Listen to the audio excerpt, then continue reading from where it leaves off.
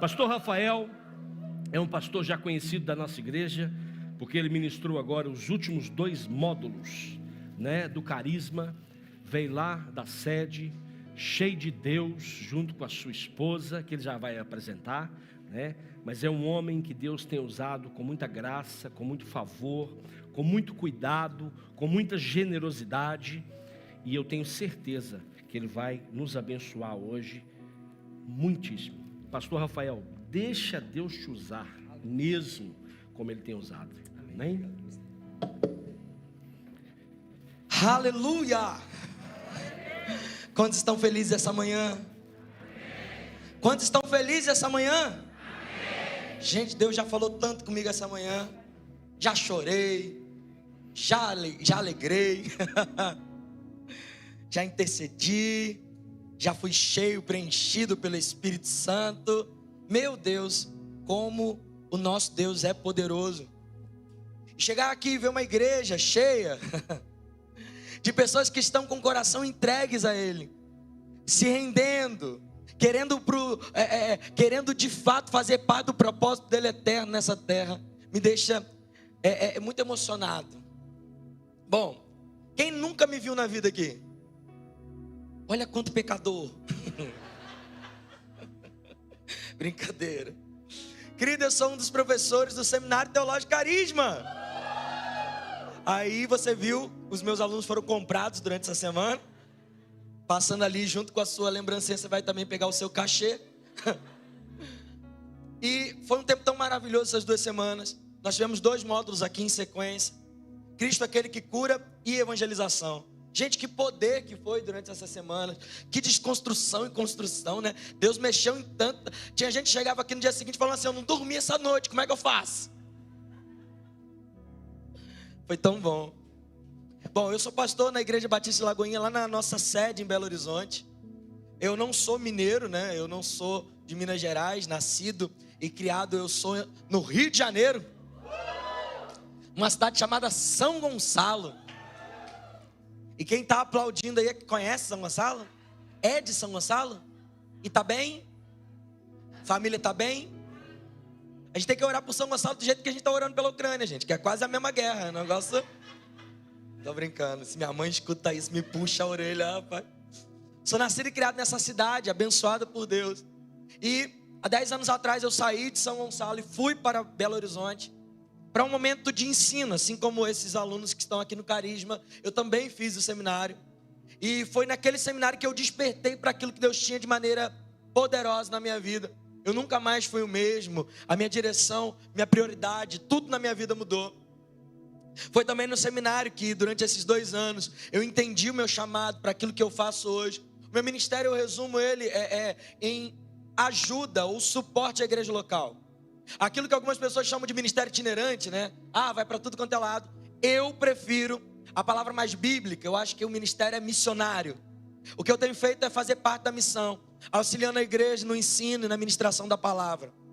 Tanto aqui na Europa ou em qualquer outro lugar do mundo, aonde Deus precisa que eu vá. Assim como Wesley, eu costumo dizer que eu me coloco em chamas e o povo me vê queimar. E eu tenho essa vontade, na verdade eu tenho essa direção em Deus, de talvez colocar uma brasinha viva no teu coração, para que você se incendeie em algo que Deus talvez já tenha falado comigo, e precisa também avivar a igreja nesses dias.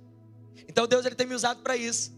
E também foi no seminário, pelo menos no ambiente seminário, eu já tinha me formado, que eu encontrei a melhor parte de mim. Eu quero apresentar para vocês hoje a Fernanda. Fica de pé, meu amor. Já tira a máscara, amor, para eles verem o conteúdo. Querido, eu gosto de apresentar a Fernanda. É maravilhoso quando a Fernanda, geralmente ela me acompanha nessas missões, graças a Deus por isso. Eu gosto de apresentar porque, apresentando ela, você já sabe alguma coisa a meu respeito. Na hora que você olha para a Fernanda, você fala: veja um homem de oração, um homem que pagou o preço, que Deus teve que cegar essa menina para ele casar. E aí, a Fernanda tem sido essa ajudadora no meu ministério. É muito bom, eu falava com a pastora Aline ontem, que é muito bom ter um relacionamento sem peso, sabe?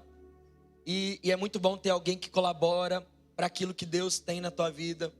nós somos auxiliadores um do outro na missão, e isso é muito, muito importante. Bom, eu queria falar com vocês hoje um pouquinho sobre algo que Deus tem gerado no meu coração nesses últimos tempos. Na verdade, desde o começo da pandemia. E eu acho que nada mais oportuno do que nesse tempo, onde está acabando aparentemente a pandemia, e aí, como se não tivesse nada ruim, começa uma guerra. E aí, Deus ele tem falado comigo sobre algo especificamente, sobre uma escolha perfeita. Ó, que maravilha, arte bonita, ó. A escolha perfeita. Querido, abra sua Bíblia comigo em Gênesis, lá no versículo 3, no capítulo 3, a partir do versículo 1. Enquanto você abre sua Bíblia, eu queria apresentar para você um material. Esse é o meu livro Kingdom, dele, por ele e para ele. Kingdom é uma palavra em inglês que significa reino. É um livro que fala sobre uma das matérias que a gente tem aqui no Carisma, a realidade da nova criação. Mas é um livro que não é só para um ambiente carismático, um ambiente de ensino. Na verdade, todos nós deveríamos ter contato com isso, que é a nossa identidade. Esse livro é um estudo sobre a identidade. E eu descobri nesses quase 10 anos ministrando a palavra para tudo quanto é canto, como missionário em toda a terra, eu descobri que é impossível saber quem nós somos sem antes entender quem Deus é. Talvez a maior dificuldade de entender a nossa identidade em Cristo é entender de fato quem Deus é, a plenitude do Deus Todo-Poderoso. Por isso esse livro vai falar primeiro da identidade de Deus Pai, da identidade de Deus Filho, da identidade de Deus Espírito, e então, depois, fala da nossa identidade como corpo de Cristo na terra, como a igreja. Se você quiser adquirir esse livro, ele vai estar sendo vendido ali, 10 euros, não é isso? Sendo vendido ali no final. Tem poucas unidades, então eu sugiro que você vá logo lá, rapidinho. Porque graças a Deus, ele abundou em graça e praticamente vendeu tudo que a gente tinha durante as aulas. Mas se você quiser, ainda tem alguns volumes ali atrás. E também ali, com o livro, tem também alguns acessórios. Como esse aqui, ó, eu tô com um pregador de roupa. Por quê? Porque eu sou pregador. Ó, que maravilha. Então, tem alguns cordões ali, tem ali, tanto feminino, masculino. Tem poucas unidades também, né, meu amor? Porque também venderam bastante, graças a Deus. Essa é a forma que Deus nos deu para continuar na missão de maneira totalmente voluntária e totalmente integral. Então, esses materiais abençoam para que a gente chegue em lugares que precisam receber aquilo que Deus tem nos dado para compartilhar, tá bom? Quem abriu a Bíblia diz amém? Glória a Deus. Esqueci de dizer que esse livro tem o prefácio do pastor Márcio Valadão. Preciso falar mais alguma coisa? Não preciso. Pastor Márcio, ele foi um querido em compartilhar aqui um pouquinho da sua sabedoria nesse livro também conosco, através do prefácio. Gênesis 3, a partir do versículo 1, diz o seguinte: ora, a serpente era o mais astuto de todos os animais selvagens que o Senhor Deus tinha feito. Ela perguntou à mulher: foi isso mesmo que Deus disse? Não coma de nenhum fruto das árvores do jardim? Respondeu a mulher à serpente: podemos comer do fruto das árvores do jardim. Mas Deus disse: não coma do fruto da árvore que está no meio do jardim, nem toque nele. Do contrário, vocês morrerão. Disse a serpente à mulher: certamente não morrerão. Deus sabe que no dia em que dele comerem, seus olhos se abrirão e vocês serão como Deus, conhecedores do bem e do mal. Quando a mulher viu que a árvore parecia agradável ao paladar, era atraente aos olhos e, além disso, desejável para dela se obter conhecimento, tomou do seu fruto, comeu e deu ao marido, que também comeu. Querido, o que eu quero falar nesses dias é sobre uma escolha perfeita, porque existe uma escolha imperfeita. Infelizmente, no mundo de hoje, nós temos visto que tudo se resume à escolha, não tem jeito. Você precisa escolher diariamente o seu caminho, diariamente a sua roupa, diariamente a sua postura, diariamente o que você vai comer. E nós vemos que o mundo parece que cada vez mais tem atrapalhado a simples livre escolha do ser humano. Eu comecei a brincar aqui numa dessas aulas, que hoje tem gente que não sabe escolher por si mesmo. Na verdade, talvez a grande dificuldade dessa geração seja escolher. Por isso, ela se torna tão mimizenta, né? Quando, na verdade, ela permite que pessoas escolham por si e depois reclama daquilo que foi escolhido. Muito parecida com a geração dos israelitas que estão ali no Egito. Eles, na verdade, o maior sintoma do deserto não é a escassez do deserto. Algumas pessoas falam assim: nosso deserto é o pior lugar para estar. Se você é um pentecostal, quem aqui é pentecostal? Oh, meu Deus. Fiquei assustado, porque 3 levantaram a mão. E os 3 que levantaram a mão foram pentecostal do Uhu. Pentecostal do glória a Deus. Quando o pentecostal que é pentecostal grita logo terra, manto, não é isso? Querido, eu sei que a casca é batista, mas eu sou pentecostal. E como um bom pentecostal, você já deve ter ouvido também em algum lugar que o deserto é a escola do Senhor. É verdade, querido, mas o maior problema do deserto para aqueles israelitas que saíram do Egito não era de fato o deserto. Porque apesar do deserto ser um lugar ruim, inóspito, difícil de viver, sem tanto alimento e recurso, para Israel o deserto era algo atípico. Para Israel costumam brincar que o deserto se transforma em Dubai. Porque apesar de ser um lugar ruim, tinha tudo que eles necessitavam. Vinha maná do céu, água da rocha, roupa não desgasta, cura de um poste, tudo que eles precisavam. Estou com vontade de comer um negocinho diferente, negócio de pão todo dia. Aí Deus manda codorniza. Você já viu quanto que é um prato de codorna? Vai num restaurante francês e pede codorna para você ver quanto que você vai pagar. Negócio caro, rapaz. A verdade é que o deserto era difícil para Israel, porque no deserto toda a dispensação era o quê? Eu preciso me alinhar com a vontade de Deus. Ou em outras palavras, eu preciso ser governado por Deus. Por que o deserto é tão ruim para o povo de Israel? Porque diariamente eles têm que acreditar que o maná vai vir do céu, que a água vai sair da rocha, que a nuvem de fogo não vai falhar, que a nuvem de glória não vai falhar, que a coluna de fogo não vai falhar, que a roupa não vai desgastar. A verdade, o que torna o deserto ruim para Israel não é a escassez, porque eles têm tudo, é a dependência. E é por isso que eles lembram do Egito, porque ainda que eles eram escravos no Egito, lá eles tinham as cebolas, eles tinham suas plantações, a sua hortinha, eles tinham seus animais, tinham até ouro, tinha uma casa. A verdade é que o Egito era uma prisão, mas eles tinham tudo. Qual a diferença? No Egito eles não escolhiam nada. Quem escolhia era aquele que estava sobre o trono, o faraó. Faraó escolhia a intensidade do trabalho, Faraó escolhia o tempo, Faraó escolhia como eles viveriam. Mas olha que interessante, no lugar onde pessoas escolhem para mim o como eu vivo, ainda que eu esteja confortável nesse lugar, ainda pode ser uma prisão. Sabe o que o diabo fez nesses últimos tempos, pastor? Ele fez uma prisão com a porta aberta, e a gente não sai de lá porque não quer. Sabe qual é a pior prisão? É a que tem uma porta aberta. E se tornou tão cômoda, se tornou tão legal, se tornou tão bacana, que a gente não quer sair. O deserto é difícil, porque a gente vai ter que acreditar diariamente no Senhor. E dependência é algo que não se aprende. Se alguém chegar num púlpito desse assim e falar assim: eu aprendi a ser dependente de Deus, ele está mentindo. Porque dependência de Deus são níveis.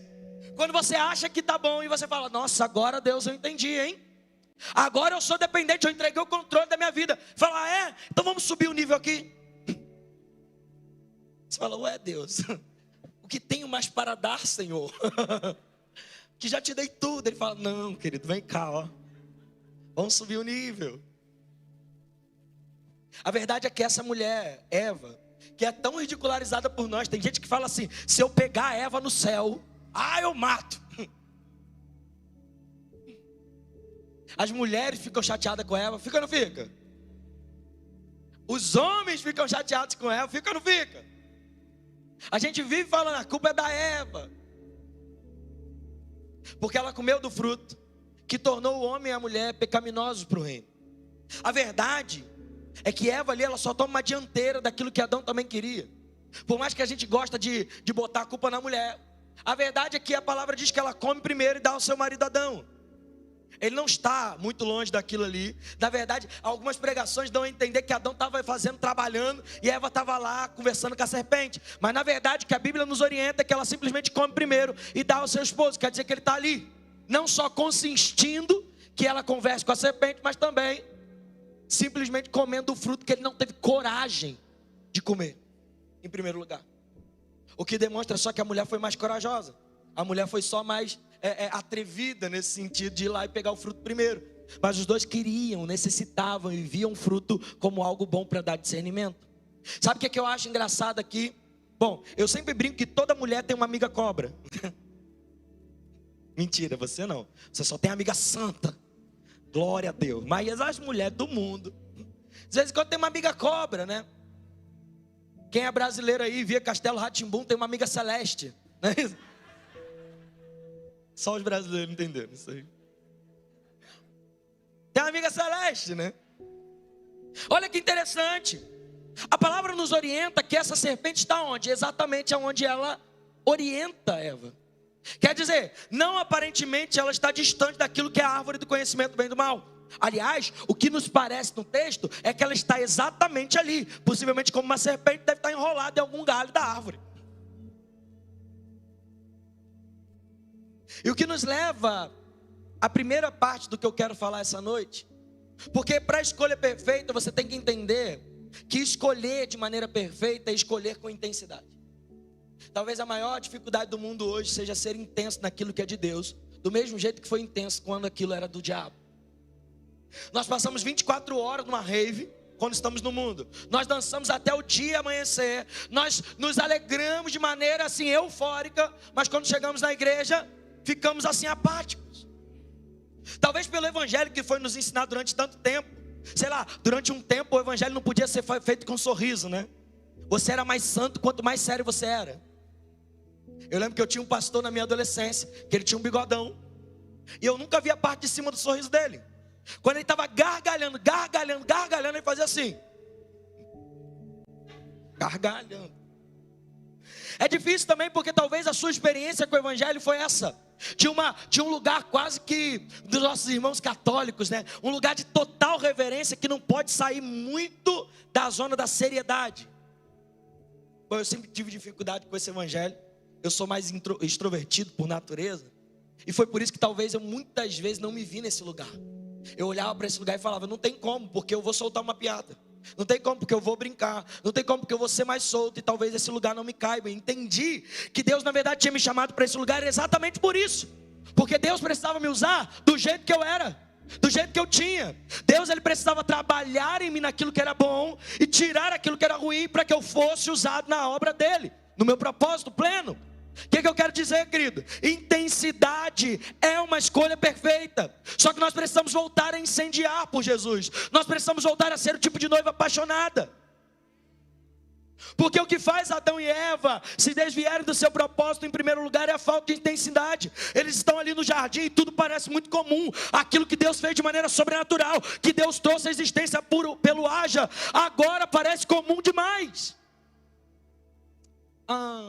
Tem tantas árvores, tem tantos frutos.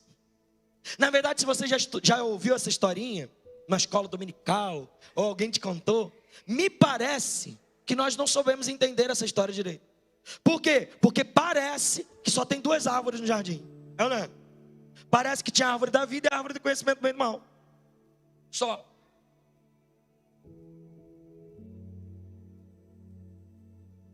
E eu não sei você, eu odeio ficar comendo comida repetida. Quem é que gosta de, sei lá, bife de fígado? Acebolado. Aleluia. É manto, gente. Mas eu lembro até hoje, quando eu falava, pastor, nossa, eu estou com uma vontade de comer bife de fígado. Minha mãe fazia bife de fígado o mês inteiro. Porque comprava muito, ia fazendo, e era bife de fígado. Uma hora eu não conseguia mais ver. Senti o cheiro, eu já... Querido, é horrível comer uma mesma comida todo dia, a mesma coisa todo dia, experimentar o mesmo sabor todo dia. Não importa se você adora isso, se você comer todo dia, você vai ficar enjoado em algum momento.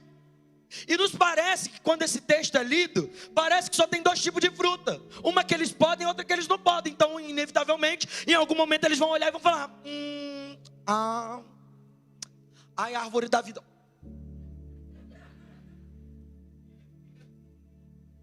Parece que eles vão ficar o quê? Enjoados. Então, inevitavelmente, uma hora vão ter que comer daquele fruto que Deus disse não coma. Quando na verdade a palavra é clara em dizer, até serpente sabe, que existem todo tipo de fruta. Todo tipo de fruto e árvores para dar comida a eles. Quer dizer, querido, existe mais do que uma oportunidade para pecar. Mas a verdade é que também existe N oportunidades para ser santo. Aliás, se você for ver bem, existe um caminho de santidade, querido, e um único jeito de errar.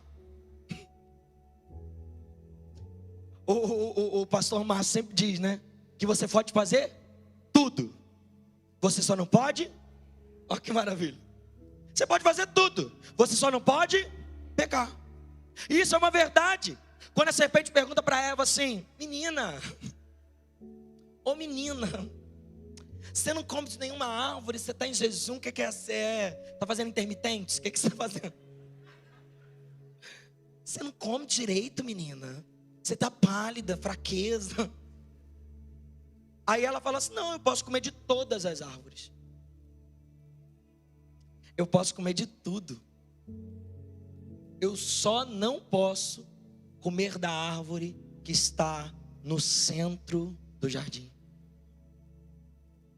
Essa árvore do conhecimento do bem e do mal. E segundo a própria Eva, nem foi isso que Deus falou. Mostrando aqui que a mulher sempre é boa de aumentar as coisas. Aquela, né, pastor machista, essa altura do campeonato.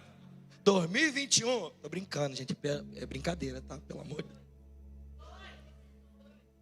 Deus. 22. É que pandemia juntou tudo. A gente ainda está em 20, na verdade. Né? A gente vai de 20 para 23, se Deus quiser. Né? Mas é isso aí, de 22. Estou perdido no tempo. A palavra vai dizer, meu Deus do céu, que Deus nem disse. Deus fala para Adão só o seguinte: não coma, porque você vai morrer. Mas a versão amplificada, que é Eva, diz assim. Eva fala assim, ó: ele disse, não coma do fruto que está no meio do jardim, nem toque nele, do contrário vocês morrerão. Olha aí a versão amplificada: não coma, não toque, não chega perto, senão você morre. A pergunta que não quer calar, cara pálida: se não pode comer, não pode tocar, não pode chegar perto, o que Eva está fazendo ali? Se não pode comer, não pode tocar, não pode chegar perto, o que ela está fazendo ali? Colada na árvore, aonde a serpente provavelmente está enrolada, dizendo: amiga, chega aqui. A verdade, querida, é que pecado é tudo aquilo que você sabe que não consegue dar conta, mas chega perto o suficiente para cair. O que é pecado, Rafael? Pecado é uma coisa muito negociada, coisada, volátil. Porque na verdade tem coisas que são estabelecidas biblicamente como pecado. Mas se você for perceber bem, essas são as fáceis da gente entender. Por exemplo, adultério, pecado. Roubo, pecado. Morte, pecado. Está escrito na Bíblia, está lá nos 10 mandamentos, está tudo certo. Isso é inevitavelmente pecado. Mas existem coisas individuais que não são necessariamente pecaminosas, mas são pecado para você. Por exemplo, quando Deus diz para mim assim, ó, não está no tempo de namorar ainda, que você não dá conta de segurar a onda. Aí eu falo, quero um varão, e arrumo um varão sem Deus mandar. Quer dizer, é pecado namorar, gente? Mas talvez para você naquele tempo seja. Algumas pessoas me perguntam sobre o maior tabu da igreja: tatuagem. É isso? Tatuagem é pecado ou não é? Querido, não é sobre isso. Eu não vou falar que esse é ou se não é. Por quê? Porque não interessa se tatuagem é pecado ou não. O que interessa é que falta de honra é pecado. Talvez o seu pai fala assim, está amarrado tatuagem, e você faz uma tatuagem, você está pecando. Talvez o seu ministério fale assim, não, tatuagem aqui não é bem visto, e você faz tatuagem, você está pecando, porque você está desobedecendo uma autoridade. Então quer dizer, não é sobre a tatuagem, é sobre honra, é sobre obediência. Você está entendendo? As pessoas gostam de um sim, não, já viu? É pecado ou não é, pastor? Aí o pastor André já responde logo, você não é crente não. É muito fácil a gente perguntar numa caixinha de pergunta e ouvir sim, não. Quando na verdade, querido, Deus já te deu a ordem, você sabe aquilo que você não pode. Eu sei o que se eu negociar hoje eu caio amanhã, eu sei. Eu sei o que minha pedra de tropeço, eu sei o que é o meu calcanhar de Aquiles, eu sei aquilo que às vezes todo mundo faz e não peca, mas se eu fizer, é uma porta aberta, amanhã eu estou na lama. Eu sei. Tem homem que vai dizer, tem homem que diz, né? Não, ter amizade com mulher não é pecado, isso aí é verdade, não é pecado? Não. Mas tem homem que sabe que não pode ter amizade feminina. Porque não fica só na amizade, porque ele gosta do negócio. Daqui a pouco ele já está nadando na piscininha. Ele sabe que não pode. Quer dizer, tem coisas que estão estabelecidas e fácil de ver na Bíblia que são pecado. Mas tem coisas que são individuais, que você sabe que você não pode dar corda, senão você cai. O que a Bíblia está mostrando aqui é que Eva está exatamente colada naquilo que ela tem com cobiça. Porque eu não quero parecer aqui advogado do diabo, de maneira nenhuma. Mas a verdade é que a serpente ela só está mostrando para Eva aquilo que ela deseja. É isso que Tiago vai dizer de forma muito clara. Ele vai dizer, nós somos tentados pelo nosso próprio mau desejo. O que quer dizer isso? Aquilo que você quer, aquilo que você já experimentou, ou aquilo que você projeta experimentar. Sabe qual que é a evidência desse pecado de Eva? É que quando ele fala assim, qual árvore, menina? Ela fala assim, ó, isso aqui, ó. Posso não. Eva diz conforme aquele louvor, né? Vou não, quero não, posso não. Esse não, pelo amor de Deus, não quero. Não dá. Para mim, esse aqui não pode. Eu não posso tocar, não posso chegar perto. Olha que loucura. Deus só disse, não coma porque vai morrer. A própria evidência dela ter amplificado o texto, dizendo, não posso tocar, não posso comer, não posso chegar perto. Já mostra que ela quer. Já viu aquele negócio? Sua esposa, seu amigo, sua amiga, fala assim, fulano, isso aí é perigoso para você. Você fala, baixina, você está muito maldoso, querido. Você percebe quando sobe o tom, né? Subiu aqui. Aí você já fala, eita, tá mais sério do que eu pensava. Querida, é exatamente o que Eva faz. Eva se desvia daquilo que era a árvore da vida e presta atenção de maneira tão somente na árvore do conhecimento do bem e do mal. Quando a serpente oferece a ela o fruto, o único problema dela é a consequência. Não é que ela não quer o fruto, não é que ela não acha bom, não é que ela não está aguando. Não. O que ela não quer é a consequência da morte. Se eu comer isso aqui, eu morro. Ainda que seja, rapaz, é bom, hein? Mas não dá não, não dá para mim não. Porque a consequência é muito ruim. O que é o checkmate da serpente? Eu tiro a consequência. Não morre não, menina. Morre nada. Ninguém vai saber. Está você sozinho aqui no seu quarto? E quem que vai saber disso? Ninguém vai ter noção dessa mensagem. Coloca um fake, um nome falso, e ninguém vai precisar saber. Você vê que o procedimento é o mesmo, porque quando ele pega Jesus, e a última tentação de Jesus é o quê? Se próximo me adora que eu te dou tudo que você veio buscar. Não é isso que você veio fazer, reconciliar o reino? Não é isso que você veio fazer, trazer de volta tudo que é seu? Ponto. Se prostre e me adore, e ninguém vai saber. Tá eu e você aqui no monte muito alto, ninguém tá vendo. Aqui, ó. Só se prostra, só me adora. Eu e você, e eu te entrego tudo que você veio buscar, sem passar pela cruz, sem passar por processo, sem ser traído. Ó que chuchuzinho, que oportunidade única. Querido, a intensidade para estar longe do pecado que te atrai é a única forma de não cair em tentação.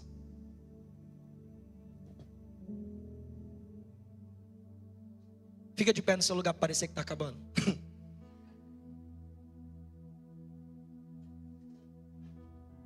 A palavra de Deus vai dizer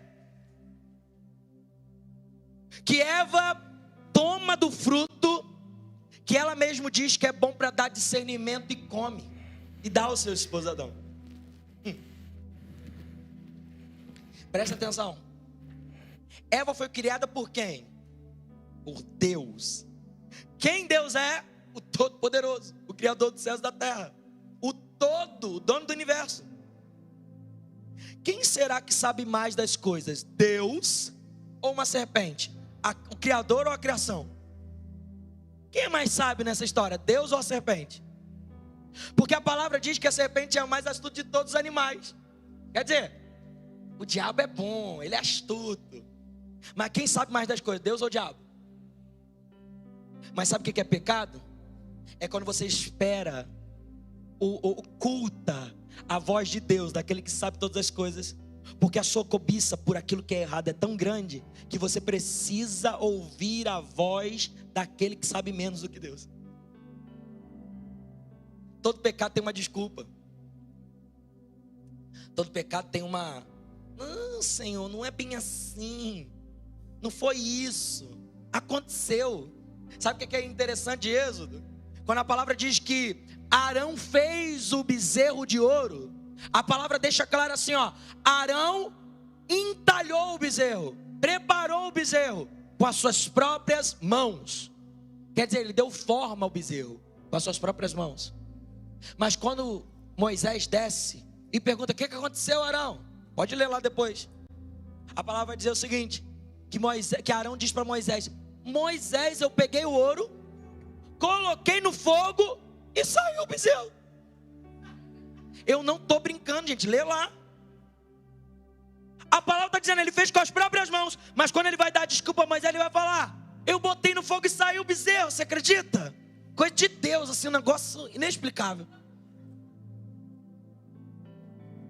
Querida, a verdade é que nós esculpimos o pecado com as nossas próprias mãos, entalhamos e damos a forma que nós queremos. E quando nos tocamos do que fizemos, respondemos para Deus como Arão respondeu para Moisés: aconteceu. Sabe o que eu nunca vi? Eu nunca vi alguém adulterar assim. Eu estou passando um dia lindo e belo na cidade, andando, e de repente uma mulher cai do céu e adulterei. Oh, nunca vi isso. Como é que acontece geralmente? Você tem um sonho que não era para ter. Você lembra de uma coisa do passado que não era para lembrar. Aí você jejua, ora, pede. Não, claro que não. Você segue o dia normal. Passa na revista, vê lá alguma coisa. No Instagram, passou e viu, ou lá em casa já era. Aí vai no trabalho, chega lá, tem aquela o quê? Pombagira do inferno, falando: quer cafezinho? Quer um café? Aí você fala: só um cafezinho, tem nada a ver. Aí você pega o WhatsApp, o contato, o Telegram, fala: é só uma amiga do trabalho. Tem nada a ver, tem nada a ver. Tem nada a ver. E não tem mesmo. Passa 1 mês, 2 meses, 3 meses, 4 meses, 5 meses. Você briga com a sua esposa. Aquele dia ela fica revoltada. Você dorme no sofá, ela dorme de calça jeans. Aí o que você faz? Ai, estou precisando dar uma aliviada. Quem que você vai falar? Com a amiguinha que não tem nada a ver. E ela te entende tanto. E ela te compreende tanto. E ela tem uma palavra tanto de ânimo. E ela diz: ai, você tinha que ser honrado por ser esse homem tão bom. Aí você marca um cafezinho. Daquele cafezinho você começa a trair. Quando começou a traição? No dia que você adulterou, ou 3, 4 meses atrás, quando você teve aquele sonho. A verdade, querida, é que nós damos corda. Até o momento que nós estamos enredados. A palavra chega a fazer essa orientação com o laço do passarinheiro. O que é o laço do passarinheiro? O passarinho vem pulando, não se dá conta que tem uma armadilha, e quando está dentro da armadilha, comendo seu alpiste, de repente, ó, pum, preso pelo pé. A verdade, querido, é que só tem uma coisa que nos livra desses embaraços do pecado, desses lugares de nada a ver, dessas opções diabólicas, desse fruto que a gente sim vê e acha bom para dar discernimento. Delicioso o fruto. Ninguém é cego. Só tem uma coisa que nos livra desse lugar, e a escolha perfeita é intensidade. Sabe aquilo que o mundo faz de vira à noite? Quanto tempo nós não fazemos uma vigília? Sabe aquilo que o mundo faz de, não importa se eu vou ter que dormir e acordar segunda-feira cedo para trabalhar, mas eu quero curtir meu fim de semana. Quanto tempo a gente não sai do culto uma horinha mais tarde? Quanto tempo o pastor não diz, acabou, e você fica prostrado, porque você não consegue sair do lugar de adoração? Há quanto tempo o nosso louvor não acaba, a luz apaga, e a gente fala, Deus, não deixa eu sair daqui. Há quanto tempo, querido, Deus não te chacoalha de tal maneira que você se sente como um boneco? Não, isso é meninice. Gente, meu lema de vida é deixa o menino rodar. É meninice, então deixa o menino rodar. Não é que rodar faz diferença na tua vida, não. Tem coisas muito mais importantes do que rodar no poder. Mas rodar no poder é bom também. É bom quando Deus te pega e te leva como uma folha ao vento. Quando você sente sabe, você esquece da reputação, você esquece do que vão dizer, você esquece do que vão falar, você esquece da sua postura, você esquece e você se entrega nas águas. Tem cultos que a gente está nos artelhos, tem lugares de adoração que estamos nos joelhos, tem outros que a gente está no lombo, mas tem cultos, querido, que a gente se entrega nas águas, se afunda, se entrega e se afoga. Deixa eu te dizer, Deus não quer que você nade nas águas, Ele não quer que você mergulhe nas águas, Ele quer que você se afogue nas águas. Sabe por quê? Porque afogamento gera morte. E é isso que Deus quer fazer com a gente, um nível de intensidade, onde a gente se entrega de tal maneira que a gente diz, eu não vivo mais eu, mas Cristo vive em mim. Eu não tenho mais controle sobre mim mesmo, eu não tenho mais controle sobre a minha própria existência, nem sobre o meu futuro, nem sobre o meu destino. Que se faça em mim a tua vontade.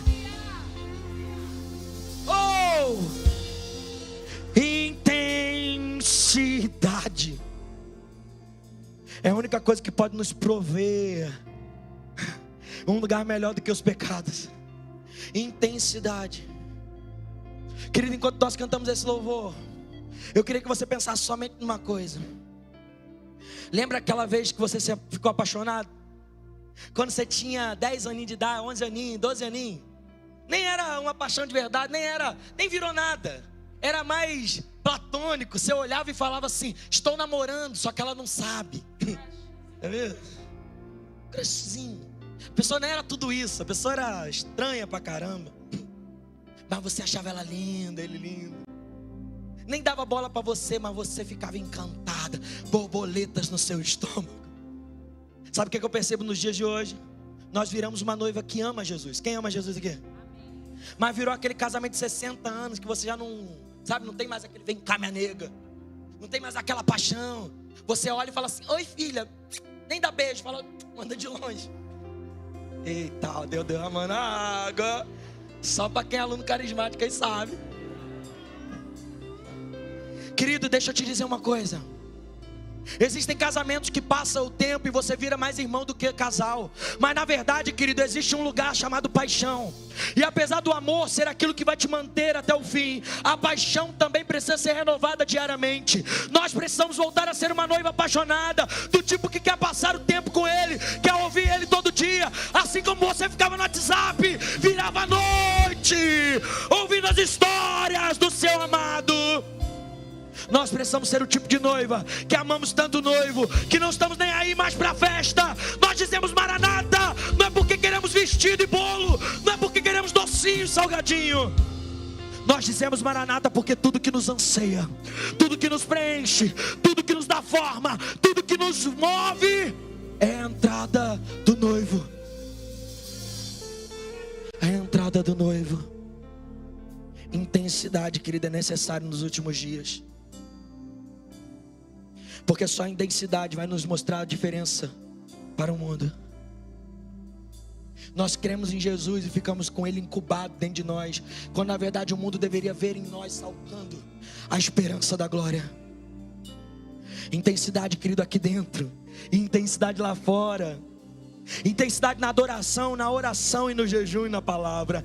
Intensidade para que Ele nos forme de dentro para fora e nos transforme de maneira que nós viremos de verdade varões perfeitos, justos. Querido, preste atenção. Intensidade é querer estar com Ele do mesmo jeito que Ele quer estar com você. No final dessa história, em Gênesis 3, nós vemos que Deus ele vem ao jardim na virada do dia e pergunta: onde está você, Adão? Sabe que nós percebemos que o pecado não mudou Deus. O pecado vem de encontro a Adão como de costume, vem falar com Adão como de costume, porque Deus quer falar conosco como de costume. O noivo ainda continua apaixonado pela noiva.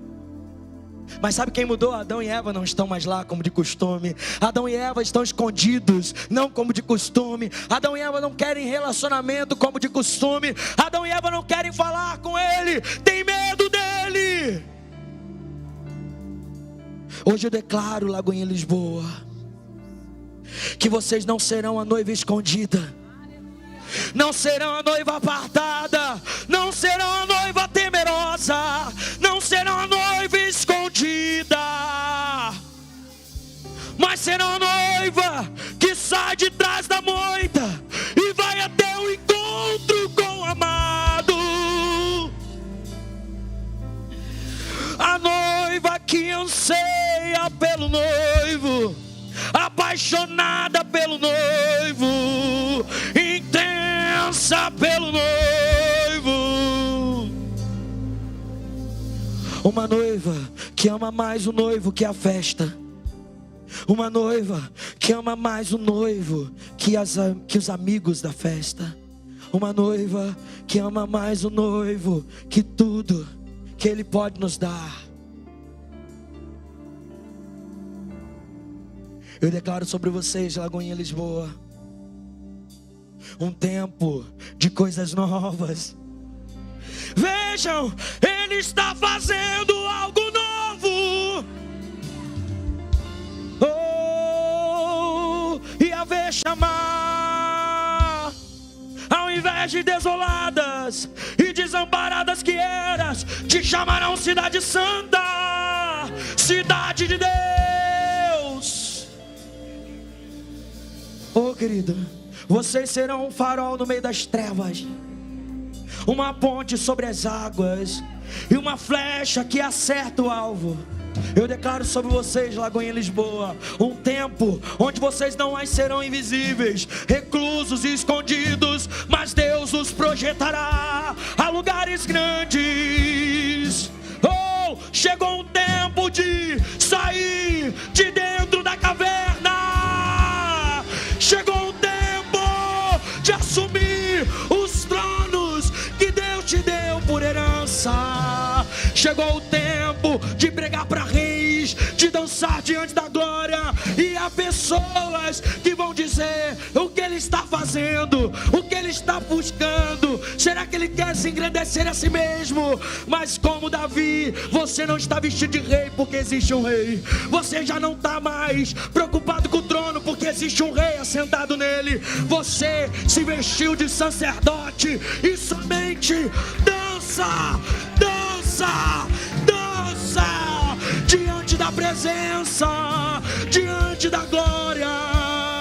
Eu só quero dançar, dançar, dançar, dançar. Ah, querido, desesperados pelo amor, incendiados pela paixão. Lagoinha Lisboa será um lugar de encontros. Oh, um lugar de encontros. Vinde a mim, todos vós que estáis cansados e sobrecarregados, e eu os aliviarei. Vinde a mim, todos vós que estáis cansados e sobrecarregados, eu vos aliviarei. Eu agradeço essa oportunidade, pastor. Ai, grande, hein, pastor? Tem algo poderoso. Tem algo poderoso acontecendo em Portugal. Aquilo que nós conversamos aquele dia, você não tinha noção. Tem algo poderoso sendo gerado aqui. Eu vejo como uma bebida fermentada sendo balançada. E está chegando a hora de tirar essa rolha, pastor. Deus, Ele quer fazer algo, projeto assim para a Europa, você está entendendo? Deus, Ele quer fazer atrair a visão da Europa para o menor país da Europa, para o lugar desprezado da Europa, para o menor salário da Europa. Deus quer fazer algo de Nazaré, amém, pastor. Amém. Deus quer fazer algo de Nazaré. Amém. Oh, aleluia.